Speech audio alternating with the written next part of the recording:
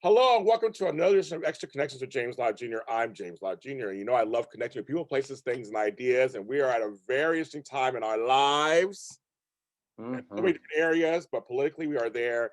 So I had to bring on my boy that I talked to all the time over the years, who is the author of a great book, folks. I don't care what background you are from or what party you're part of, you need to read this book. Divided We Stand, A Search for America's Soul. He's also the host and producer, of course, of Metzler on the Mic. He's my friend and my favorite Republican, Dr. Christopher Metzler. Hi. Hello, my friend. How you doing? How you doing? I'm hanging in there. I mean, in California, it's not that a lot of things out here in California happening. Right. I'm not happy about, and that's so we're gonna get to all that because I want to start this off. I'm going to start right in because Right. I'm going to comment on comments I got from our last video. So last time you were on, people were like, they talk to each other. They actually listen to this conversation. James lets him talk, and he lets James speak. And they kind of like, and the people are really like, they're like, wow, because I titled it "A Democrat Republican Have a Conversation," and from that title alone, people start tuning in and say, like, what are they going to talk about? And you know, we've always got along fine. Now we don't agree on everything, of course. Right. We always find a common ground, right? We always do. Yeah. We do. That's why I like your book. I do a lot of things I totally agree with. Correct. And folks, I did read it. You go back 3 Right. interviews ago, I read his book. Trust me, I loved it. But I got the other side of this, Christopher. You call him your favorite Republican. How can you be friends with a Republican? How can you be friends with him? How can you do this? How can you do that? And so I want to ask, I said, this is one thing I said. I said, well, number one, we have a lot of commonalities. We like our food and drink. You know, Yes, we do. We're very social. You know, you're social like I'm very social. Yeah. But we both love America.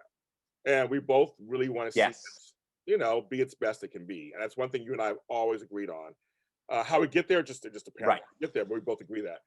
But I want to ask you, isn't that where it kind of has to begin? That why can't Republicans and Democrats be friends and work together? Yeah. So yeah, please elaborate on that. We have to start there. Well, and that's the thing. And look, you know, yeah, because I think, you know, the fact is that you affiliate with a particular political party. There are things even within the Republican Party that I do not agree with. And they're aware of that. It is what it is. But to cast someone aside because they're a Democrat or they're a Republican just simply furthers the division between us. They're going to be things that we disagree on, and that's fine. However, it doesn't mean that we hate each other or we're going to be disparaging of each other just because of those things. Politics are artificial. Friendships, understanding, discussions are real. And I think that's what has happened is we've gotten to the point where what we want to do is call people names and this and that and the other, rather than look into, and in fact, I think on some issues, you look at economic issues, for example, I do think that Republicans and Democrats have a lot in common there, but there are points in which we diverge, and that's fine. You know, I don't ever want to be in a situation where I'm only hanging out with people or being friends with people who are just like me. That is simply silly because I don't learn, I don't grow, neither does the other person. So we have to start there. I have some great friends who are Democrats, friends who are Republicans, Libertarians, independents, whatever. But it is what it is. And people often, for example, criticize me for being very good friends with Joy Reid at MSNBC. Look, at the end of the day, with Joy and I go way back. She was writing for the Miami Herald. At the time, I was on faculty at Cornell. We appeared on Larry Kudlow's show every week. We disagreed on a lot of issues. There were some we agreed on, but at the end of the day, we still remain friends. And that's just the bottom line. Yeah, you said it so well. I agree with that. And I have a brother's Republican, and we get along fine. And it's one of those things where if I now here's the hypocritical part. So I have a sister who isn't Republican, but completely we have views are different on everything. If I needed my Exactly. brother who's Republican, he would be here in 2 seconds. If I call her, I couldn't reach her. She wouldn't be available. Yeah. Isn't that funny? If I called him, he'd come down from Nevada and be like, James, what do you need? Mhm. Whatever you need. Homegirl is around the Right. corner from me, wouldn't show up because we don't agree on shit. And we're on the same side, so to speak. Yeah. Right. And that's what it is. I mean, I think if we want to really work together, we understand that there are things that we will never agree on. My preferred way of working at this is looking at the things that we agree on. It is then my responsibility to try to convince you why you should accept my argument. You may or you may not. I'm fine with it either way. It's not that serious, and I think people have gotten to the point where it is way too serious. And that's why I think we're in such a divided country. Yeah, so it's funny when you wrote your book. This happened before all this other stuff started happening this year. It's just so timely Mhm. because we are. There's a lot of sameness out there. Actually, if we stop screaming, Yeah. there's a lot, and blaming and name calling. Like you just said, there's a lot of. We want the same 4 or 5 things, like a good home. I mean, I'll elaborate on that. Right. Yeah, Yeah. we do. Yeah. Well, and that's the thing. We do want those same things, quality of life, education, safety. We want, the economy. We want a lot of the same things. Where we diverge is in how to get there.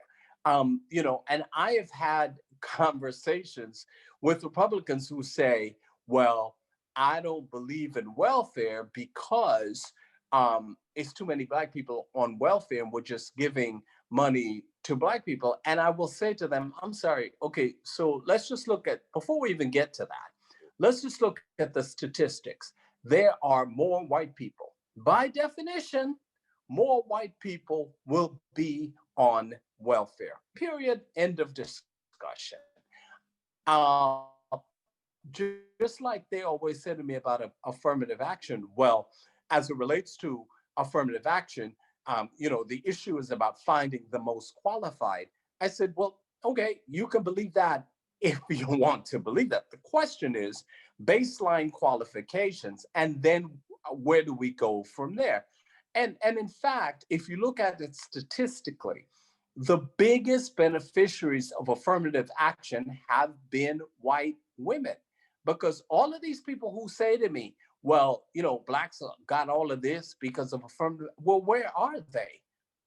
Why is it that we are still, from a numerical standpoint, in the majority as to CEOs and all of these positions? I thought we got all these affirmative action jobs. Right. And by the way, people will say to me, well, they hire unqualified people.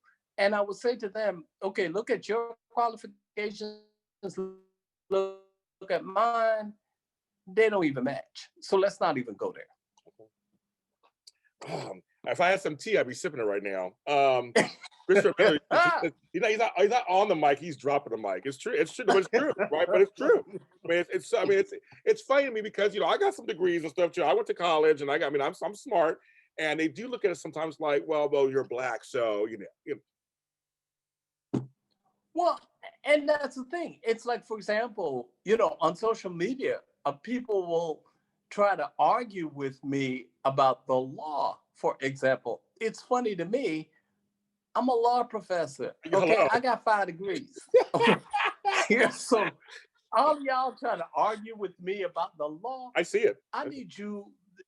Yeah, and I need you to take several seats. And given COVID and the fact that stadiums are empty, as a matter of fact, take a whole.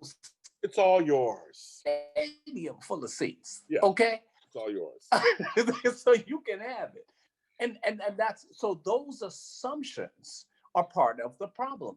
And yes, I'm a Republican, but I'm also not stupid. I understand the role that race still plays in America. It does, period, end of discussion. And anyone who tells you differently simply does not live in reality. Race, the issue is not whether people see race, it is how they respond to it. Because people will tell me, I don't see race, I'm colorblind. Well, unless you're medically colorblind, you see race. The question is, how do you respond when you see race? That's the question. I hate that term.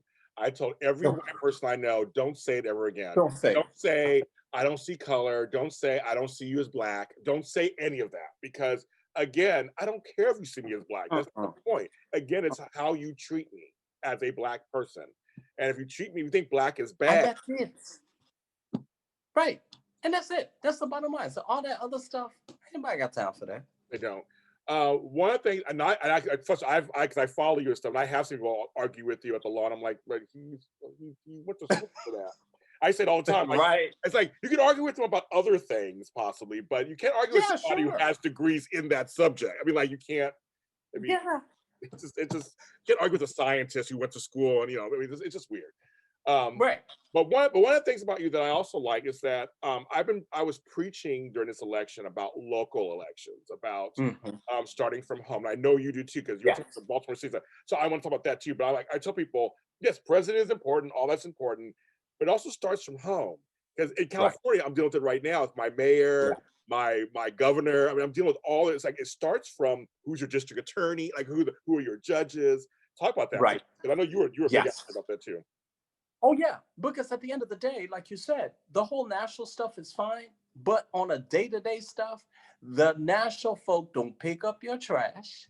They don't make sure that your crime is taken care of. They're not looking at the local economy. They don't help educate your children, your grandchildren, your nieces, your nephews. They don't do that. What you have to focus on is those folks who at the local level make that determination. The job of a mayor is to fix potholes.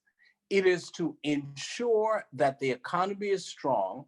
It is to make sure that you're not taxed out of your property. It is to make sure that your neighborhoods are not gentrified.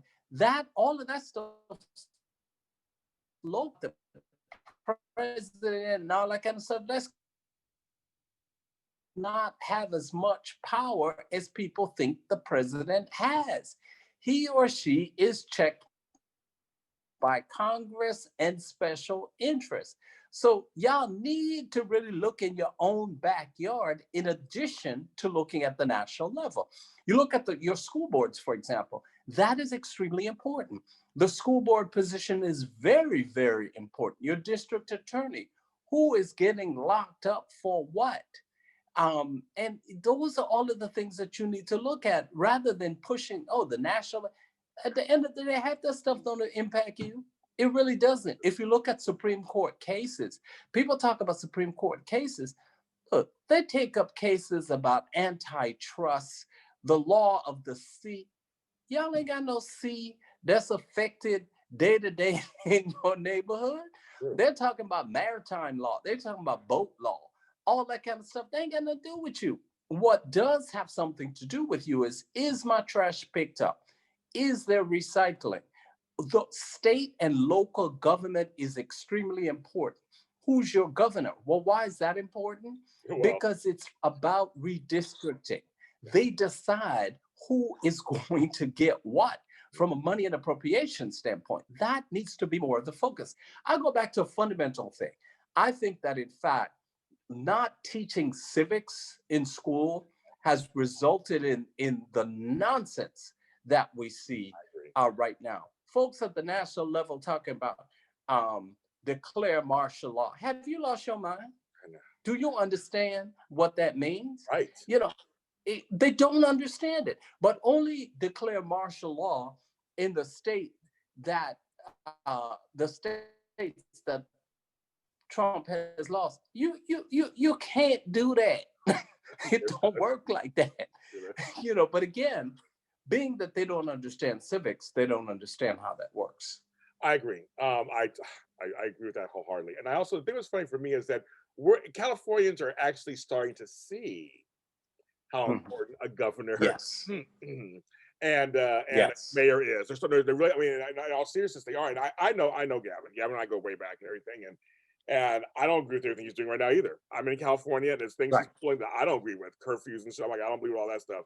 But that's how important it is, folks, to Yeah. actually pay attention to who is running in your Mhm. state, because now they're going, we can't do anything, and now we can't do this. I'm like, well, you hired somebody who that's the choices they made. You know what I mean? Right. Like, even a small level, Christopher. I voted for no making my street not a major street, my own street. I went to the town hall meetings. We did all the Yes. petitions, and we got it worked. I don't have my Yes. street's not a major street. That's a local level issue Right. that we took care of. Yes. And folks complain, Yes. well, why is our street a major street? Well, did you go to the meeting? They give you all the information. They come around and do the flyers and say, show up on Right. Tuesday at 6. Exactly. But then you want to complain because you didn't show up. And folk talk about, well, I got to work. Okay, we understand all that. But, we have technology. You can submit your comments online. Yes, you can. I mean, so don't give me that. Yeah, everybody has to work. We understand that. But by the same token, if you want a government that works for you, then you have to push that forward. Other than that, you get the status quo. You take judges, for example. Judges who are elected, folk have no idea who they are. They don't. They don't understand that whole judge process. They put them same folk back on the ballot, unopposed, all that kind of stuff, and nobody questions that. It's a problem. It is. I'm laughing because I have friends who are just like, I voted by last name. They voted by Christopher. They voted by last name. Lords, Lort, Lords. Again, they weren't even kidding. I can drink on that one. They weren't even kidding.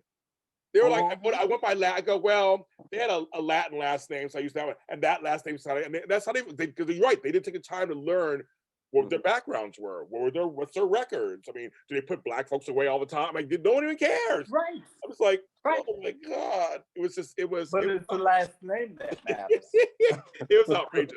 But, and here's the thing. I just, back to us having to work together. I felt at one point, you're online like I am, there's just a lot of shouting after a while. And when people start just shouting, I tune out. Yes. I just naturally, not people tune out because it just started shouting on both sides. Mm-hmm. I felt like both sides equally. Oh yeah. Was shouting. Yeah. It was too much. Yeah, the shouting. It just, it's like I talk to people about this election, and they keep talking about, well, the election was stolen and this and that and the other. And, my thing's very simple. Okay, you have all this evidence. Why did you not enter it into court?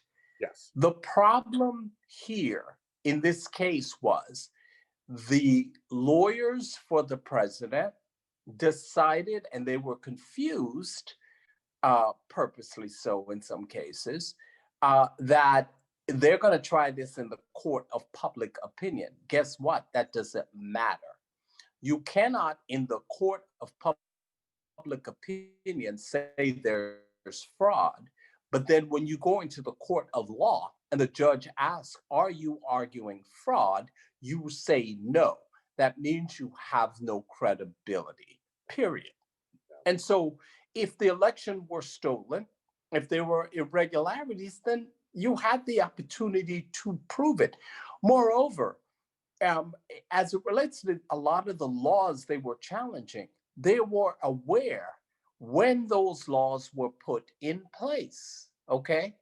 And so since those laws were put in place at the time, you had the opportunity to challenge them. You should have done it then. Magically, there's this, and in this case, in order to believe that the election was stolen, here's what you'd have to believe. There was a conspiracy by Hugo Chavez, who's been dead 8 years. There was a conspiracy between Chavez, Soros, Clinton, and a number of other people to steal the election from Trump. So a couple of things. First of all, if Clinton were involved in this conspiracy, she never would have won. She never would have run because she knew Trump would have won the first time. So the whole thing makes no sense. What are you talking about? Where is the evidence? Where is this vast conspiracy?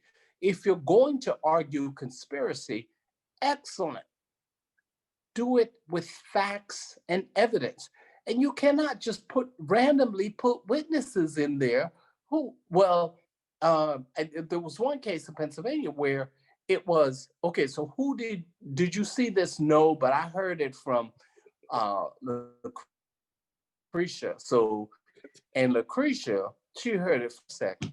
No, baby, we can't do that. Mm-mm. Where's Lucretia and John? Well, I don't know. You you just can't. That's not how this works.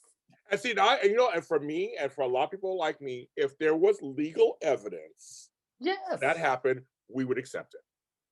absolutely. Oh, yes, But where is it? there's legal evidence. Okay, then they did in Pennsylvania, one of my home states, and they did all this stuff that was wrong. And I just felt like I felt bad for a lot of these governors and people, Secretary of States, these places. I felt like they were doing their job the best they were supposed to. And they're being shat on, so to speak, for Right. their practices. It's like they didn't do anything wrong, and it's found they didn't do anything wrong. Exactly. So that's the thing. I think people would accept it if you provide the evidence, but you've got to provide the evidence.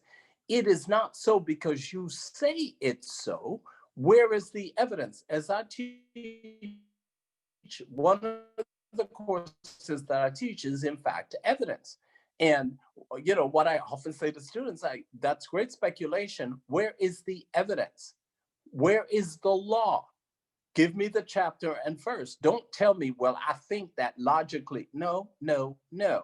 Where is you show me the evidence, you show me the facts, you apply the facts to the law. That's how our system is designed. Yeah, that makes sense. The law it's all set up. So it's all set up. So all you gotta do, Yeah, watch people's court, right. what's going on. Just literally, follow it. just literally show the evidence. Yeah, And just you're so, good, yeah, that's all and you you're gotta do. you're good to go. I like that. It's not complicated.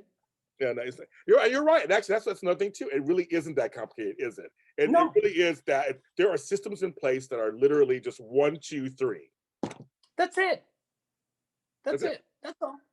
That's so interesting. Do you miss actually practicing law? Do you miss going out there and doing it? I do. I do. During what my next move is going to be. I've been asked to join a couple of law firms. I just don't know if I want to Really? really do that.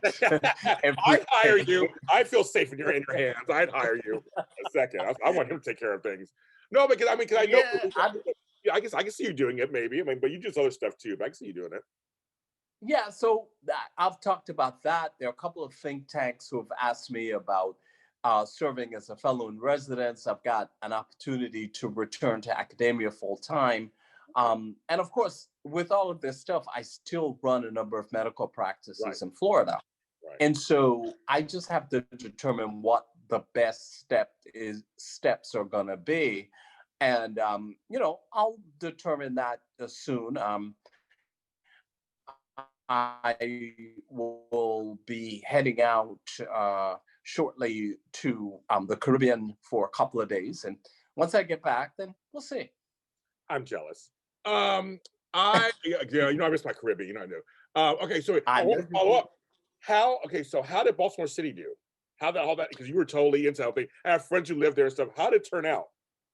Well, here's the problem with Baltimore City. Baltimore City, there are a number of problems. From the Democratic side, Baltimore City has been controlled by Democrats for a very long time.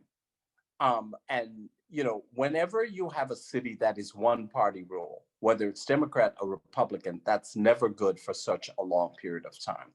What has happened is crime has increased significantly and continues. I think probably they will end the year with 300 plus murders. They ended up putting into office Brandon Scott, who was the chair of the city council, who's been in Baltimore politics for all of his life since undergrad. Problem with that is he's too inexperienced, but that's what the citizens voted for. On the Republican side, we had a very strong candidate. And difficulty is the Republican Party itself And I will soon be doing an expose on the Republican Party in the state of Maryland in Baltimore City. We had a Black female Republican, which the party did not support. Um, and as a result of that, it was very difficult for her to win that spot. In fact, um, even though she garnered more publicity and raised more money than any Republican candidate uh, in there, what happened was this. They basically, the Baltimore City Central Committee said to her, well, you really should step down because we didn't want you to run for mayor. We wanted you to focus on your duties as chair of the city council. And the chair of the Baltimore City Central Committee should never be political. Well, political central committees are political. That's the point. Yeah. Yeah. And so there is a coup right now to get her taken out by two white male Republicans who are on the Central Committee, and I'm about to light them up shortly. Good. Stay. Oh, I'm gonna light them up. Ooh, I know you are. Because the party cannot on the one. Oh, you know I am, because you know I don't play. I know you do. The party on one hand cannot say we support Black people, and on the other hand not support and backstab. No, So, like I told them, y'all get ready, because they're like, well, she would never do that. No, she would not. But that has nothing to do with me. So there you go. See, for me, that would chap my hide. It's like, I'm not a Republican, but I'm just thinking as a Black person, that sucks. That you're not gonna give her the full chance, and that right. You give a white candidate. I mean, like, don't you want someone in your party to win? Isn't that the point? And that is the point. That is the point. But when I am finished exposing both the state party and the city party, I'm gonna wish them well. Because see, I'm not the one. Like I told one of the guys, he gets on the phone and he's yelling at me. I said, I'm sorry, did I send for you? Because you coming for me. Okay. We don't do yelling. I'm sorry, we don't do yelling at me. I don't do that. We don't do that. Sorry. Well, no, we don't do that. No. We don't do that. So I'm gonna let you calm down. You go ahead and calm down, but I'll tell you this. After you calm down, don't call me back. We're done here. Okay. I'm not the one. That was your chance. So you blew it. Mm-hmm. That was your chance. Mm-hmm. I'm not the 1, 2, 3, or 4. Okay. I love it. I know. But that's amazing. And I think, that's amazingly bad. That's amazing. Yeah. Like, because I always say, I tell people all the time, why a lot of Black folks and Latino folks are conservative in their beliefs. So they could be an asset to the Republican Party. Right. Like, hello, there they are right there for you. They believe in a lot of things you believe in. Yeah. But see, here's the other thing too, relative to the Republican Party. And like I've told them, I said, listen, you want to attract Black folks, Latino folks to the Republican Party. But then you go around talking about Latinos are lazy, they taking jobs, and then you talking about Black folks. Why would I join a party that's talking about me so badly? But like folks are like, well, you need to go ahead and leave the party. No, these crazy people are not going to drive me out of my party. Okay. I have been a Republican since I was 18 years old, and I will continue to do that. They're not going to tell me when to get out. I will make that determination. That's not how this works. Good for you. No. And that's, that, but I'm gonna call. Yeah, that's always I see. When I lived in San Francisco for years, I was involved in activism there. And for a while, there was a huge Black push out over to Oakland, to the East Bay. Yes. Back in the 90s or whatever, in 2000s. And I was always told, oh, you want to see Black folks, then move to Oakland. Mm-hmm. I was like you. I was like, no, I pay No, taxes. I have a great home here in San Francisco. Why do we have to leave? Why can't I right. stay here, make change here? And that's Like, exactly my point. No, I'm not going anywhere. When I'm ready to go, I'll go. yeah, you'll pack your bags, and you'll go Right. out of the party. But I mean, I think it's just it's that easy, lazy language of just kind of like, if you don't like it, leave. It's like that's Mhm. the easy cowardice way out. And no one should tell you what you should do and what you shouldn't do. I mean, that's your I, choice. exactly. Precisely. You know? So we are coming into. I mean, okay, now I will. I did admit this on another show, camera. Biden wasn't my first choice. Hmm. It wasn't. It wasn't my first choice. I was just like two old white men fighting together. Okay, fine. Right. It wasn't. It's just not my choice. My first choice. But he's in. So he's in. Kamala's in. Yeah. It's fine. Everything's good. So I guess. So what are you looking for from our new president elect? What are one of some of the things you're looking for? Well, first of all, I really want him to bring a functioning government. And so that's my focus. Get competent people in to make government work. That for me is the biggest priority. The other thing is, um, his, I have to applaud him for the diversity of his cabinet because frankly in the Trump administration there was no diversity in the cabinet. Dr. Carson, the only black person there, but okay. So I applaud him for that. I don't think he should go so far to the left. Like, people always talk about this whole defund the police thing. That's nonsense. If what you want to do is say we are reallocating funds, so we're going to take the funds that we have, we will add social workers, we'll do, whatever. But this notion of defunding the police is just simply ridiculous, particularly given the crime issues. The other thing is, as we look at opportunity zones, which is supposed to benefit depressed communities. I think he has to look at that so that it's not leading to gentrification, because in fact, that is what's happening. People who already have money because they're getting sizable tax credits. Right. There has to be some accountability issues there. So, and then also as it relates to small and minority businesses, he has got to take decisive action there. I understand the whole PPP loan thing, but at the end of the day, as the owner of a small business, that's not helpful. It'll take me from point A to point B for 10 minutes. And so really looking at small business and how you can improve small businesses, I think is going to be important. Yeah, Um, I like that. I like that. yeah. The one thing I would say though, about the vice president, I think she really needs to stop trying to prove how black she is. And here's what I mean by that. She came out with this thing about Kwanzaa. Yeah. I remember growing up as a child in the Caribbean, we celebrated Kwanzaa. No, baby. Mm-mm. We grew up in the same time in the Caribbean, and we ain't said nothing about no Kwanzaa. There's no my family too. There's Okay, no Kwanzaa. There's no so Kwanzaa. Yeah. that's what I'm saying. So my thing is, it's very simple.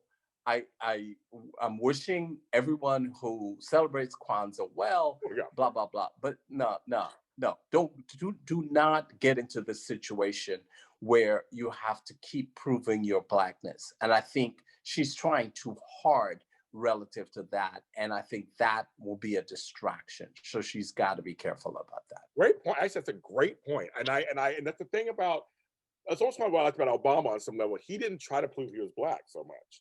Like he went to office. He was like, I got stuff. And I kind of Right. that's something that we have to deal with all the time. You, me, we have to deal with it all the time. That line Right. of how black are we? How black, and I say Yes. air quotes and stuff. And what do we? Right. And I'm with you. Don't pander. Don't go down to No. a level try to make you seem like you're relatable and shit. Like, don't do that. Just be No, yourself. don't do that. You're brown Just already. be You're brown. yourself. You're brown. So And you're brown. And look, at the end of the day, in the Caribbean, we ain't celebrating no Kwanzaa. Come on you now. know, we didn't either. Not at all.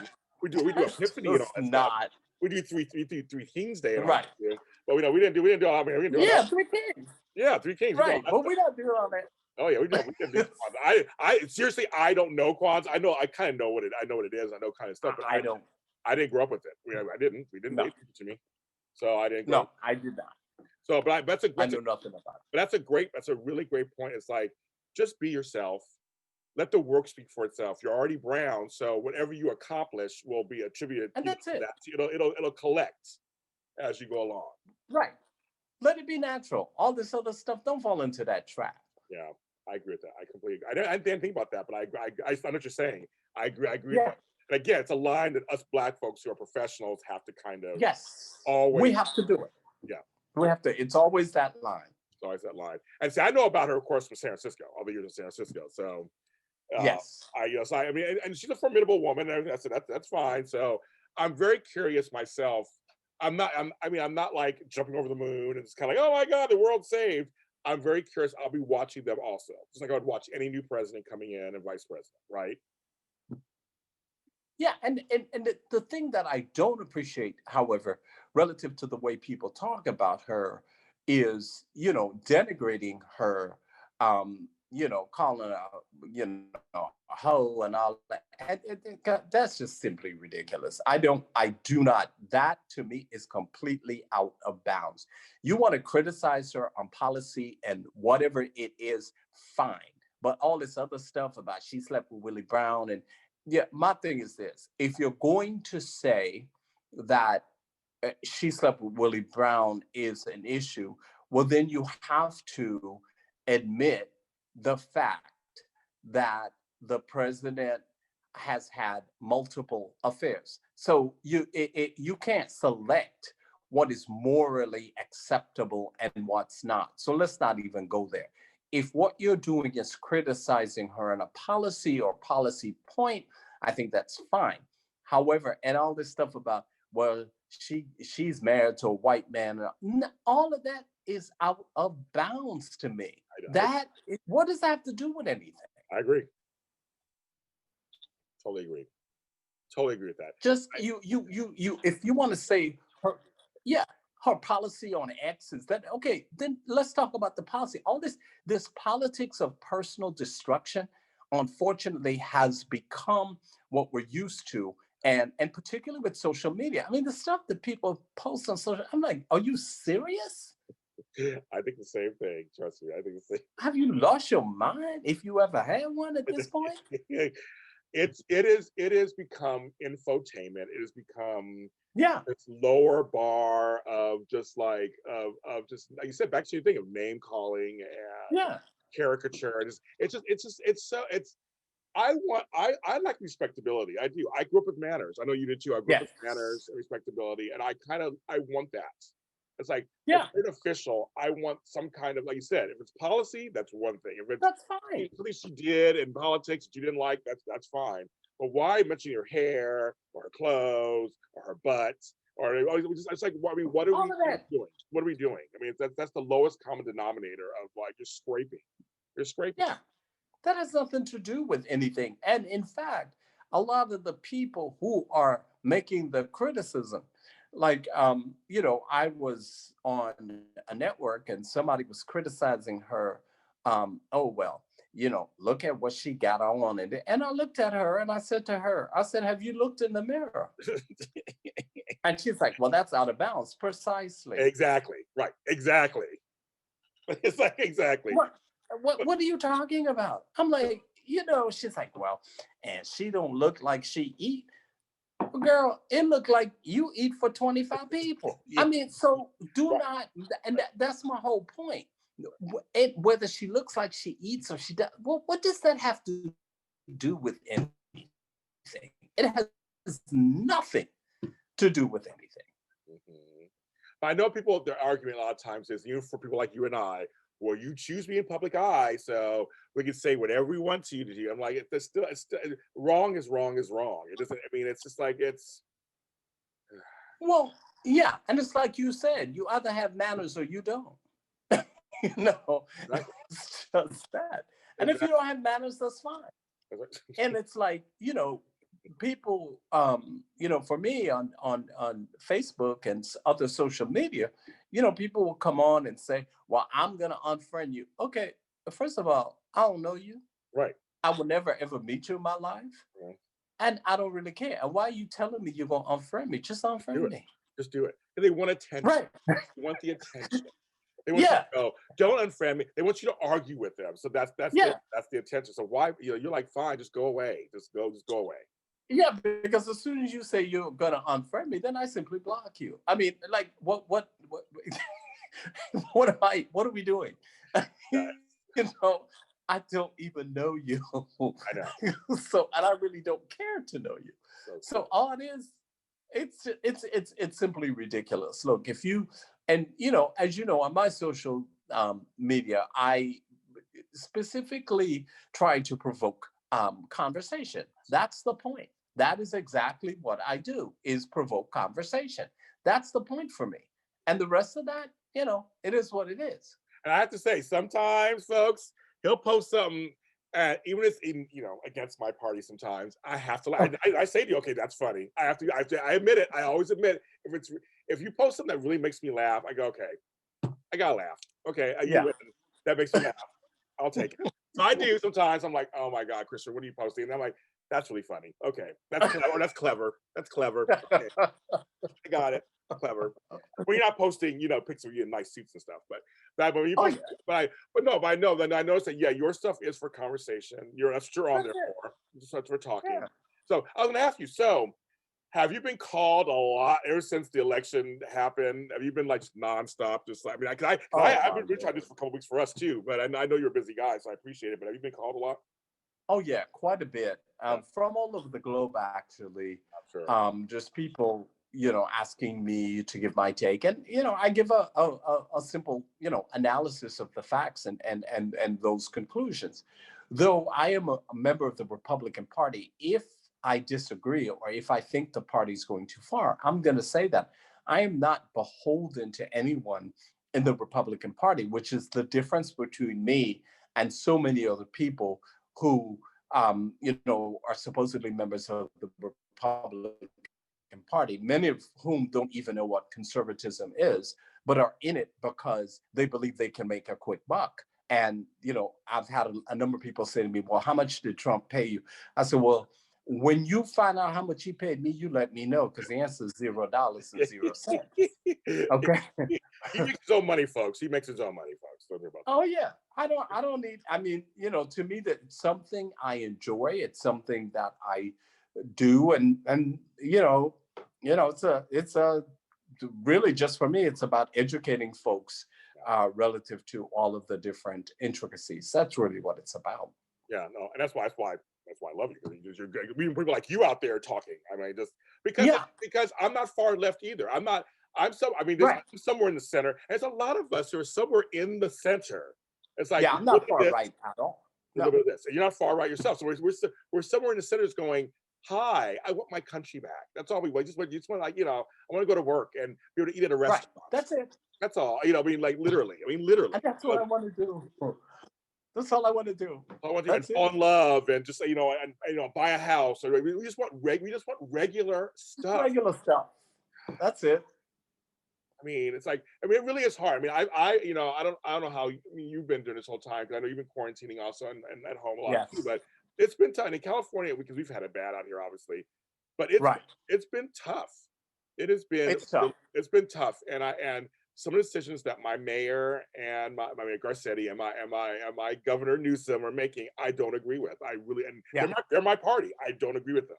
Like you, I Right. disagree with everything, and I speak out. I speak out. Yeah, there's just certain things where you say, you know what? Yeah, you're in my party, but I don't agree, and I'm going to speak out. Pretty much it. You have to. I think it's, and so I think that's where we all. So this all goes back to the original thought for me in this conversation as we start to wrap up. And I can talk to you forever. Is that, I mean, that it's that we need to come together. That's the Yeah. whole point at this point. At this point now, whoever your person was, I mean, it could have been Andrew Yang, it could have been, Mitt Romney, whoever, it Whomever. doesn't even matter. Now we have a situation, we get to now again support our new president and figure out what's best for this country. And that's it. That's it.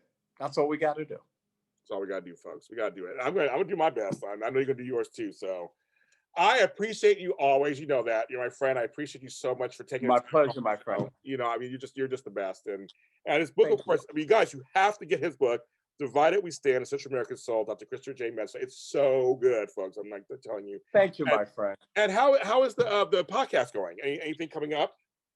Yeah, so we're gonna restart in January, and you know, hot political issues.